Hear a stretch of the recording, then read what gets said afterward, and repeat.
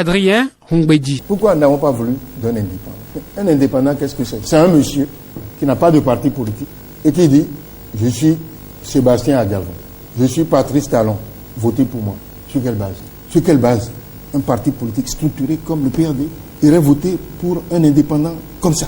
À aucun moment, ils ne se sont assis avec nous pour définir avec nous un programme de gouvernement, un projet de société. Ça veut dire que je vous donne de l'argent, ne sont pas achetés, vous faites campagne pour moi, et une fois que les élections sont terminées, je vous ai déjà donné de l'argent pour faire campagne, vous allez rester chez vous, et vous voyez comment je vais diriger le pays. Vous croyez que c'est satisfaisant pour un parti comme le PRD?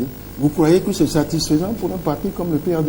Ce sont des gens, ce sont des Béninois, ils ont le droit de se présenter, mais nous sommes un parti politique. Et regardez, est-ce qu'il y a eu beaucoup d'empressement pour aller vers eux? Comptez le nombre de partis politiques qui sont allés vers eux. Hein? Il n'y a qu'au dernier moment le PSD qui, à défaut de mieux, s'est rallié à la candidature de Diabon. Quels sont les partis politiques vrais qui sont allés dans ce sens? Il n'y en a pas. Quels sont les grands partis qui sont avec lui? Quand vous dites la ND, non, il ne faut pas se cacher derrière les mots. Il y a Houdé qui est avec lui. Point barre. Les trois autres, Houdébé, ils sont ailleurs.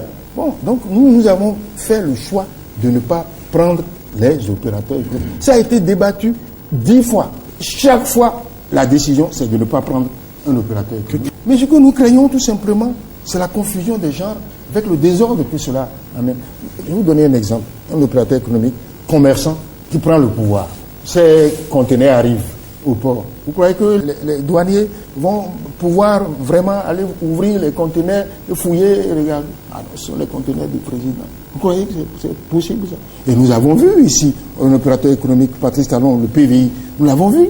Le désordre que le PVI a amené. Nous avons été le seul parti, le premier parti à dénoncer le PVI pendant que le président Yahi Boni faisait faire des marches dans le pays pour dire que c'est une bonne chose. Vous nous voyez soutenir ça? Et parce qu'il fallait faire passer ce PVI, vous avez vu, les libertés syndicales ont été pratiquement supprimées pour les douaniers, supprimées pour les personnes qui vont conclure. Les grèves qui s'en sont suivies. Vous l'avez vu. Et vous voulez que nous rentrions dans cette spirale-là?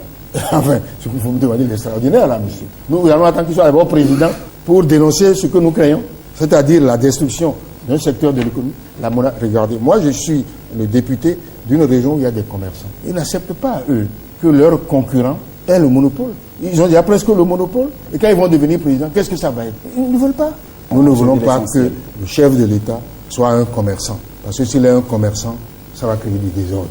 Nous ne voulons pas que le chef de l'État soit quelqu'un qui a un quasi-monopole dans un secteur donné. S'il devient président, ça va créer du désordre.